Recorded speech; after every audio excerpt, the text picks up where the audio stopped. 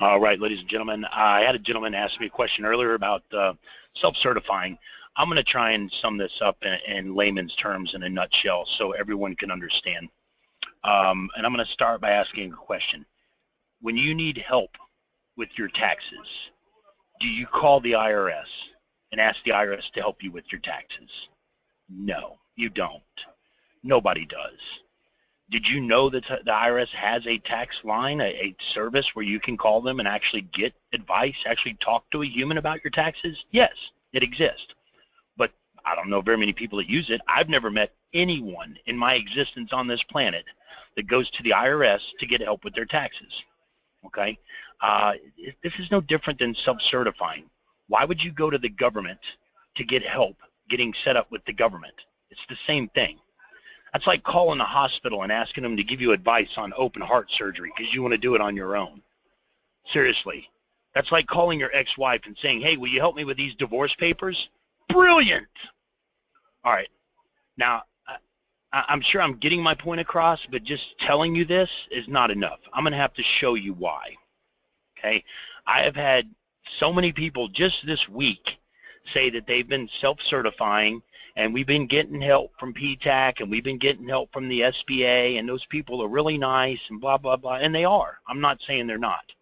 But when you ask someone to help you, and they're funded based on you being active in a system, they get their money because you're active. Once you're active, they don't get no more money to help you. So they're not going to help you past getting you active in a system that is used by contractors to do government contracts.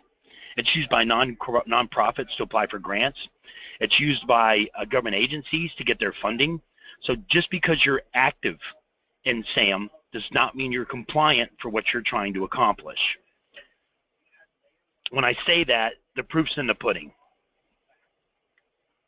Right now, in SAM, the System for Award Management, there's 1.2 million for-profit vendors.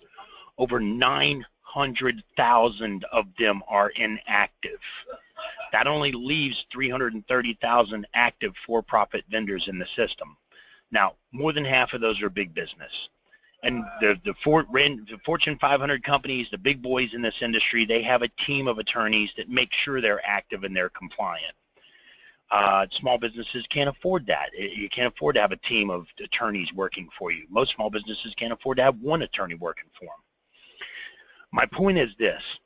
If half of these are big and half of these are small, that means there's only about 160,000 active for-profit small businesses that are in the SAM system right now.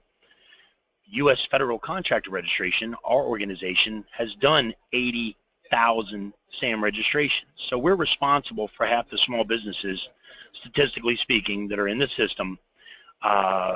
We're responsible. We've done half the small businesses that are in the system. We've done 80,000 of these registrations. So out of the other 80,000 that are active, it does not mean that they are compliant.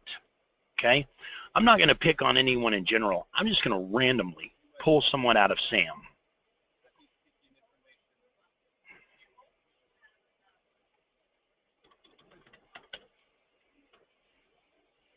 We're going to go to sam.gov, and we're going to pick, I'm going to randomly pick somebody. ABC what? ABC tool, ABC machine. Come up, make up something. ABC machinery. All right.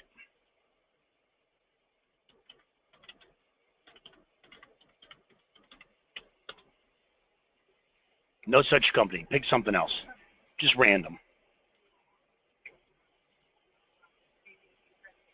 ABC printing. All right.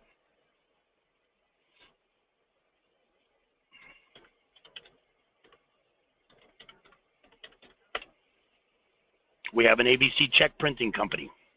All right. Their expiration date is 9/21/17, so they just renewed a month or two ago. We're going to click the View Details, and we're going to do entity registration. Okay. They actually have their website listed in their SAM. That's good. Makes it easier for companies to for them to be hired. They are minority owned. They are registered for all awards.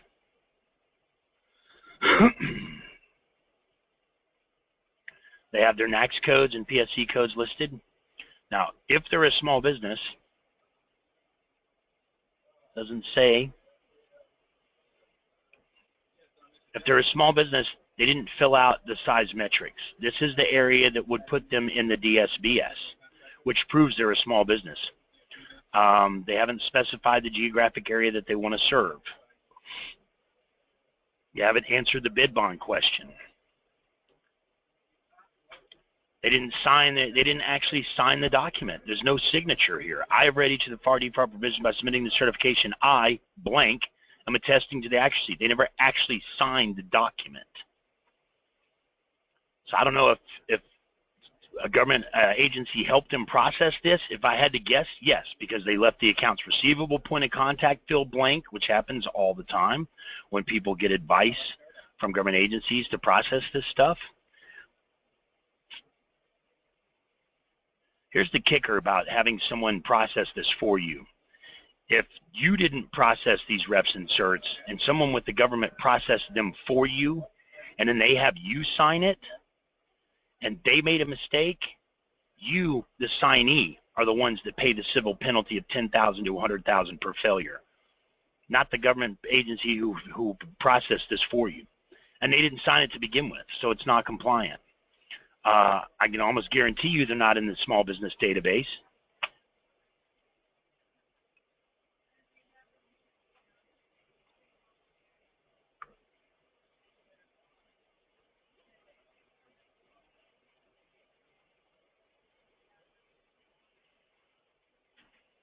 They're not even in here. This is the database that the government uses to hire you for simplified acquisition for no bid contracts. This is the database where they pull you up if you're an 8A or a HubZone or vet-biz. This is where they can actually, this is the one database where they can actually search you by keyword, and they're not even in here because they're not compliant.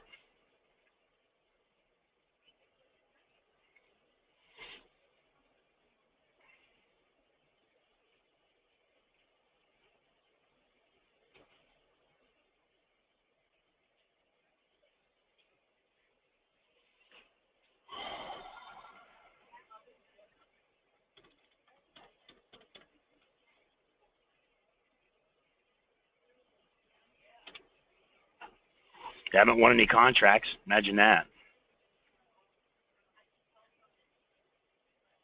All I'm saying is don't be that guy. If you're going to do something, do it right. You want to win government contracts, get a professional. Even if it's not me, hire an attorney, get a professional and do it right. You're trying to save a few bucks by self-certifying, by doing the paperwork on your own. There is no registration for dummies book that says start here at A and end here at Z and you'll win government contracts. So if you're going to do it right.